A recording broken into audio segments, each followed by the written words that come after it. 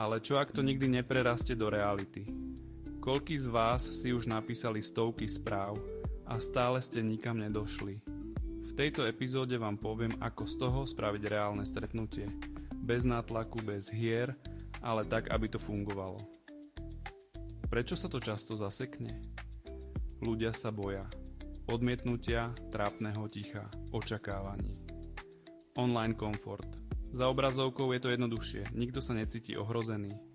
Ženy. Dostávajú desiatky správ, musia si vyberať. Muži. Boja sa byť len ďalší, preto prehnane tlačia alebo hrajú rolu, ktorú nie sú. Výsledok? Nekonečné písanie bez stretnutia. A čím dlhšie si píšete, tým ťažšie je to premeniť na reál. Krok 1. Buduj spojenie, nielen výmenu informácií. Ak si len píšete o počasí, nikam to nevedie. Príklad. Ale čo ak to nikdy neprerastie do